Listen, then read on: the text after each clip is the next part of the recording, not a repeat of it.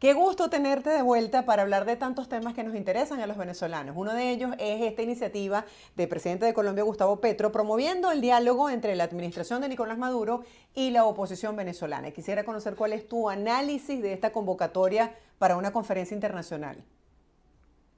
Sí, lo primero es entender que ha habido una cantidad importante de visitas del presidente Gustavo Petro a Venezuela. En esas visitas hay que recordar dos en particular. La primera, tratando de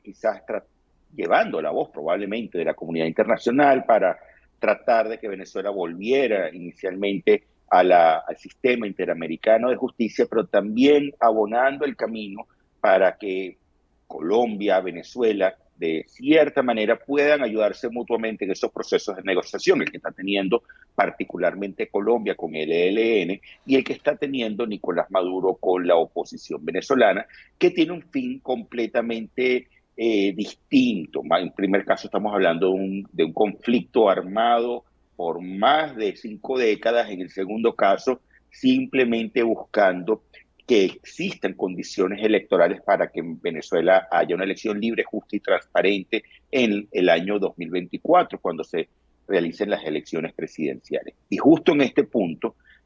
ante una especie de parálisis que se ha dado en relación con las negociaciones que estaban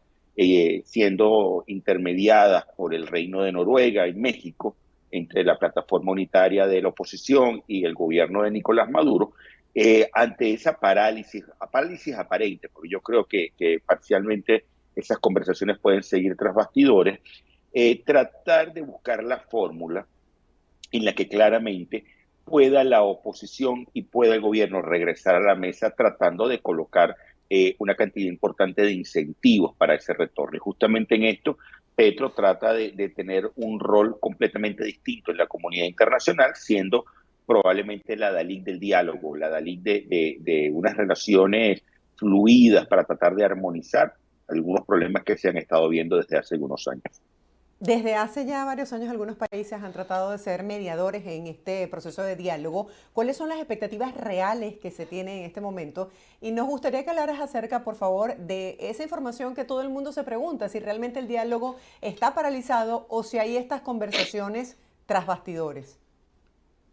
Mira, yo creo que, a ver, la buena voluntad de la región de entender que en la medida que se resuelve el problema venezolano, problema que no atañe solo lo político, sino también tiene una cantidad importante de aristas en otras materias, pudiera frenarse el gran problema de la columna vertebral de América, que es el tema migratorio. Un tema migratorio que prácticamente está afectando desde Chile hasta Canadá. ¿Ok? Hay que recordar también que Colombia tiene o ha recibido a más de 2.5 millones de venezolanos, en palabras del propio organismo migratorio colombiano, y que además intenta ver qué hacer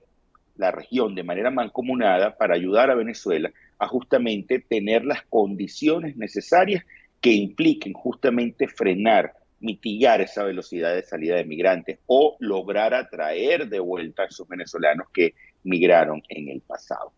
Hay otro detalle, el aparente congelamiento de la relación. Probablemente Petro está tratando de tener una iniciativa como la que tuvo en el pasado justamente el presidente Macron de Francia, que buscó ser un operador para tratar de que plataforma unitaria y gobierno se vieran las caras y volvieran al diálogo. Y hay que recordar además que justamente lo último que se firmó en México, en ese acuerdo social, en ese tramo social que implicaba el descongelamiento de una cantidad importante de fondos, se habla de hasta 3.200 millones de dólares, que fueran a entrar a resolver temas como servicios públicos, salud, educación, atención justamente a las personas que habían perdido vivienda en el marco de las lluvias del año 2022, que todo este mecanismo que va a través del sistema ONU que es lento, muy lento, no ha terminado de materializarse bajo la expectativa que estaba teniendo el gobierno de Nicolás Maduro. Y por lo tanto, quizás hay acusaciones o tratar de imponer un relato en el cual yo no voy a seguir avanzando en la negociación hasta tanto y cuanto el otro actor, que es Estados Unidos, diferente a Colombia, y que tiene impuestas un conjunto de sanciones a funcionarios venezolanos, a personas ligadas a la corrupción venezolana, les sean levantadas esas sanciones, que ha sido justamente la narrativa y el relato que se ha tratado de imponer, que si eso no sucede, lamentablemente no se vuelve, no se regresa a las negociaciones. Y con justamente el punto que planteas de esas conversaciones tras bastidores, yo creo que nunca han cesado de estar lo que quizás es la necesidad de ver quién tiene que negociar antes, quién aspira a tener algo antes, porque ¿qué sucede? Del lado del gobierno de Nicolás Maduro, tú estás obteniendo el retorno, probablemente el descongelamiento de fondos, probablemente la liberación o la flexibilización de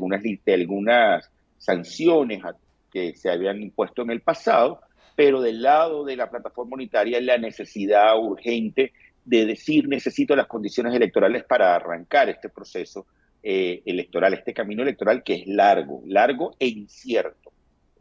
porque no tienes una fecha fija en la cual se va a celebrar ese momento electoral, esos comicios. Así es, Osvaldo. Mientras vemos qué pasa con el tema del diálogo, otra noticia que se mantiene en el tapete en Venezuela tiene que ver con esta trama de corrupción en las empresas del Estado. Quisiera conocer cuál es tu análisis sobre la narrativa puertas adentro en Venezuela que ha utilizado la administración de Nicolás Maduro para presentarle a los venezolanos cómo ha avanzado estas detenciones. Mira,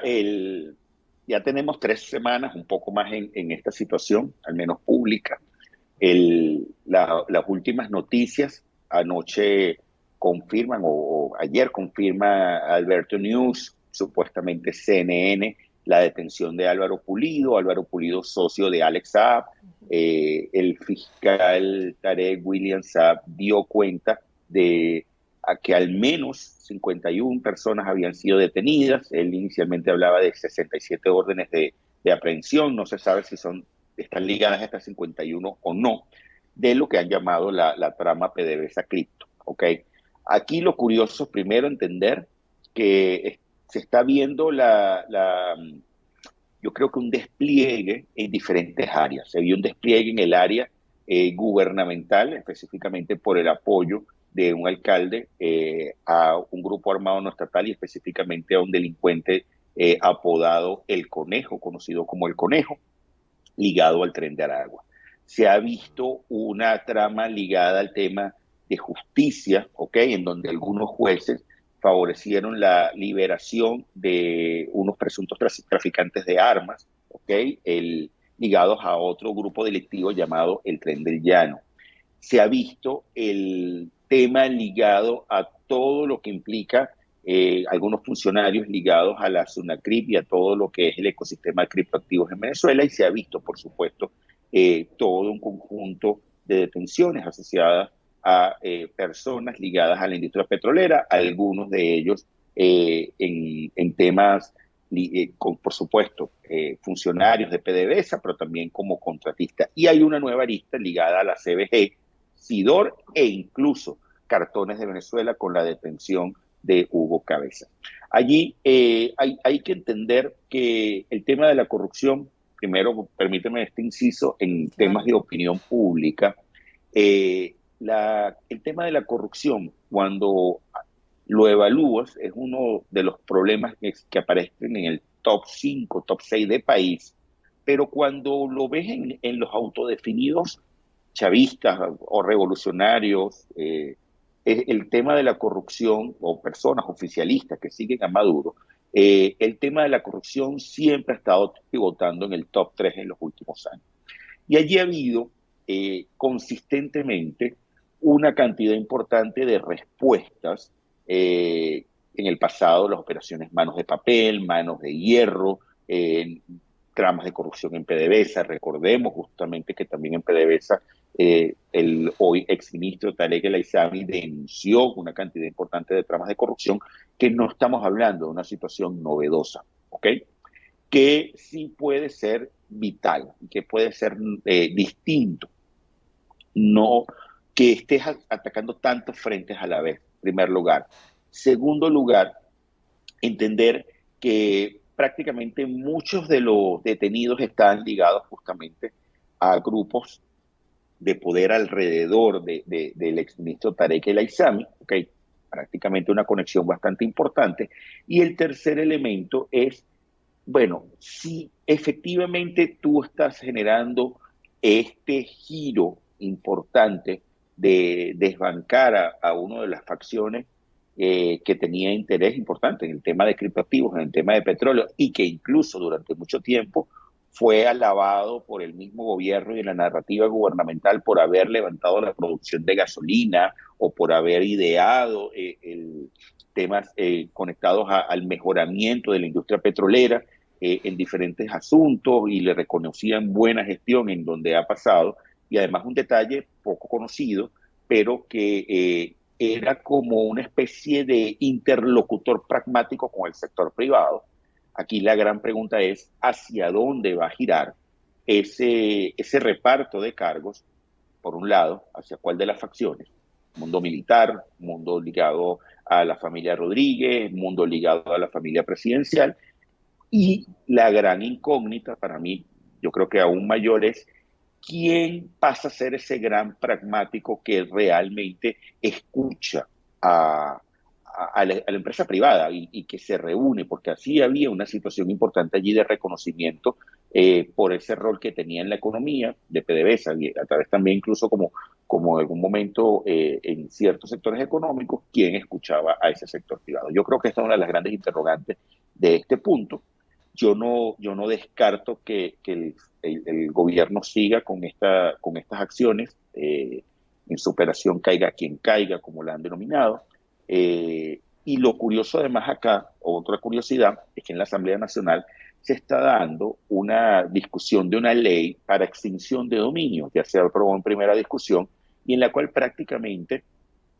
permite al Estado venezolano a apropiarse, incautar todo lo que pueda haber sido tocado o manejado por estos grupos en el marco de corrupción e incluso terceros que no necesariamente fueron detenidos o están inmersos en esto. Estos son estos primeros nombres, estos 61 nombres o subgrupos, sino que incluso personas que, por ejemplo, le vendieron una casa o le compraron una casa hace 5 años y hay sospecha de que ese dinero pudo haber sido mal habido, esa tercera persona le pudiera ser incautada esa casa sin ningún problema. Entonces, aquí estamos viendo, yo creo que en el marco también, además de un proceso preelectoral para el caso presidencial macro, una respuesta al tema de la corrupción por parte de Nicolás Maduro, tratando, por supuesto, de mejorar sus números de evaluación de gestión. Interesante eso que estás comentando, Osvaldo. Muchas personas se preguntan por qué las cabezas no han caído en esta investigación y justamente veíamos ayer a trabajadores de las industrias básicas en el oriente de Venezuela protestando para que se continúe con esta investigación sobre personas vinculadas con hechos de corrupción, porque ellos consideran que dentro de la CBG todavía hay muchas personas que han estado ligadas con estos presuntos actos de corrupción que permanecen dentro de la empresa. Otros aseguran que es una purga. Quisiera que nos pusieras en contexto y nos comentaras qué piensas tú sobre todo esto. Y bueno, lamentablemente el tema de la corrupción es un flagelo que ha estado instalado durante muchos años en el Ejecutivo venezolano y en diferentes fuentes de gobierno, y no es un fenómeno nuevo, no es un fenómeno reciente, lamentablemente es un fenómeno de muy vieja data. Acá las acusaciones y yo creo que el montaje de expedientes o la sustanciación de expedientes le corresponde, por supuesto, al Ministerio Público. Una novedad ahora es justamente la actuación de esta Policía Nacional Anticorrupción, que prácticamente actúa y luego se activa, por decirlo de alguna manera,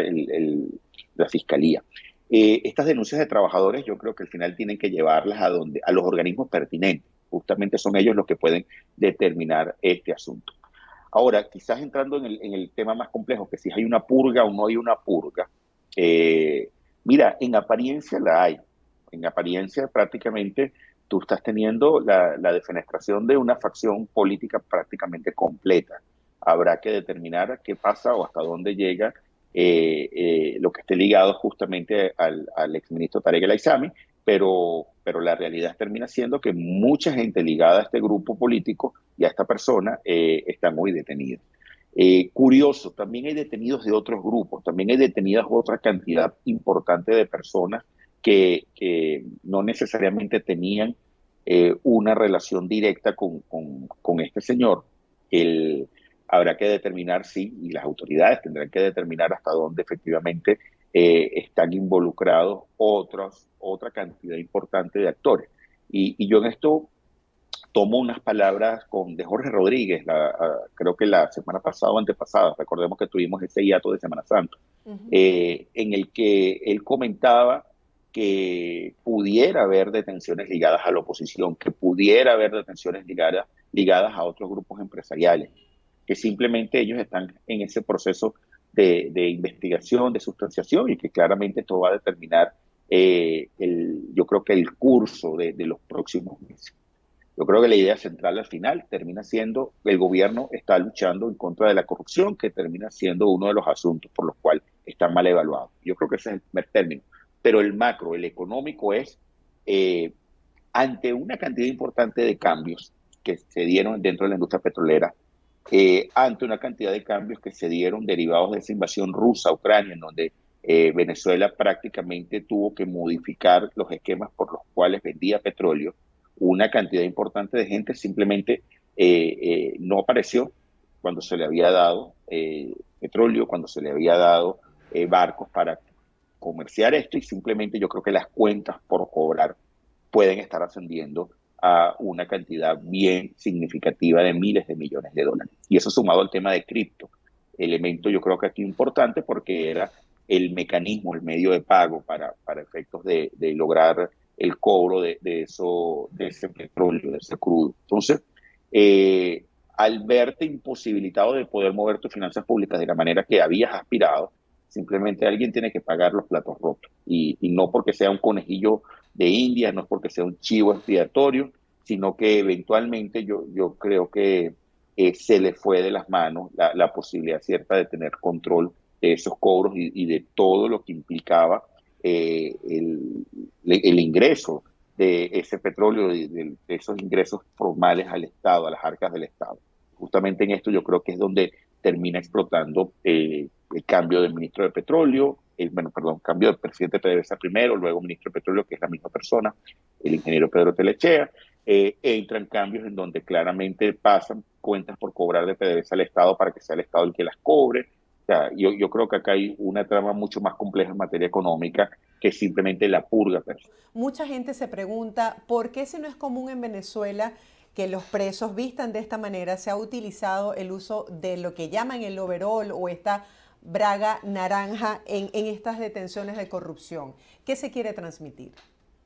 No, mira, aquí hay una imprecisión importante porque un medio indicó que eso no sucedía. Este, ya desde el año 2017 hay registros de que un tipo de presos en Venezuela usaba overol naranja, que usaba estas bragas naranjas. La mayoría de ellos tenían unas bragas amarillas o unas bragas rosadas, dependiendo, por supuesto, mujeres, hombres, en el caso de las amarillas, en estos centros de detención hombre nuevo, pero la utilización, y hay registros públicos desde hace por lo menos, insisto, 5 o 6 años, de personas que llevaban este traje naranja. Y en muchos casos se utilizó para la distinción de presos distintos, de presos especiales o en sitios de reclusión especiales, para hacer la diferenciación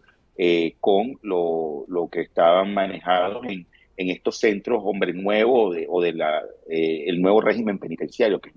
formalmente el nombre que tiene dentro del Ministerio de Prisiones, o con los que obviamente no tienen nada que ver, que son esas cárceles que están con un régimen controladas por planes, porque lamentablemente también esto sigue ocurriendo en Venezuela. Pero sí, aquí sí yo, más allá del overol naranja, yo creo que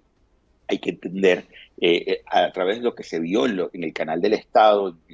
en varios momentos, es justamente una narrativa de si bien están detenidos, van a tener un proceso de presentación y vamos a llevarlos a la justicia. Se va a hacer un proceso en el que claramente se indique que hay un respeto, por lo menos, al menos del derecho a la defensa, o no, sea que le asignen un defensor público o no, Pero quizás lo curioso en toda la narrativa, en todo el framing que hizo el canal del Estado para acusar a estas personas fue eh, la forma en la cual también se indicó bueno, que simplemente estas personas se les estaban incautando propiedades, hubo algunas transmisiones desde unos edificios de unos constructores, hubo otros que prácticamente los detuvieron en camionetas de alto valor, otros que se indicó que pasaron en una playa venezolana en medio de una fiesta en yates, o sea, hubo una cantidad de detalles como diciendo, señores, es que el nivel de vida y de derroche, lo decía incluso Nicolás Maduro, que tenían una casa en una urbanización caraqueña, en las cuales prácticamente tenían una vida sin ataduras sexuales. Entonces, claramente yo creo que lo que están tratando de indicar es, miren señores, y el mensaje también importante para yo creo que el resto del ecosistema es, dejen el derroche, dejen de esa la exhibición de todo el dinero que tienen, porque prácticamente esto está generando un proceso de reversión de la imagen que pueda estar teniendo el gobierno en algún momento. Y insisto, más allá del overol naranja, porque el overol naranja lo hemos visto en muchas ocasiones en medios de comunicación.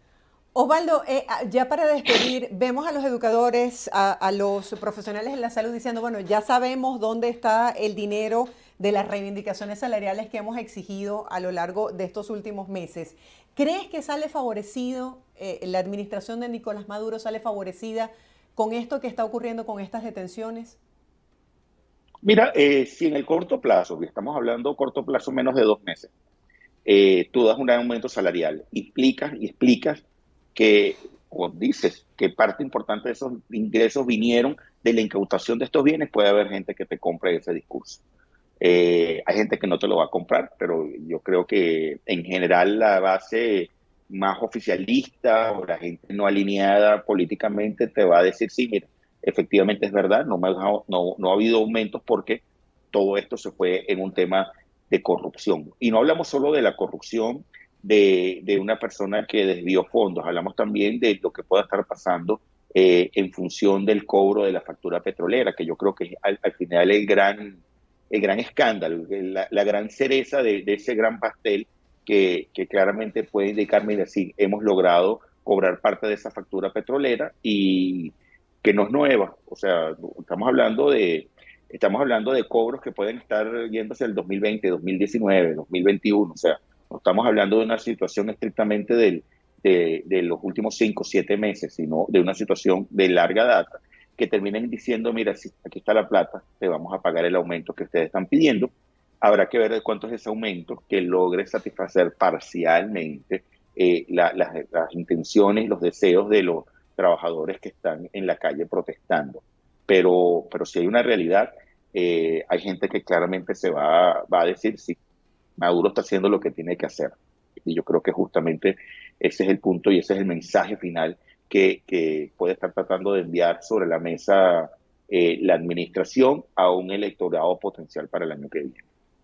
Osvaldo, teníamos mucho tiempo sin hablar. Me encantaría para el próximo encuentro que nos hablaras acerca de estos trabajos que tú realizas de encuestas para poder medir, por ejemplo, las reacciones de lo que está ocurriendo con el diálogo o con esta trama de corrupción en los venezolanos y también el efecto que esto tiene en el mundo de la política y la economía. Gracias siempre por este análisis que nos permite ponernos en contexto sobre estos temas que son noticia. Feliz día para ti. Feliz día para todos.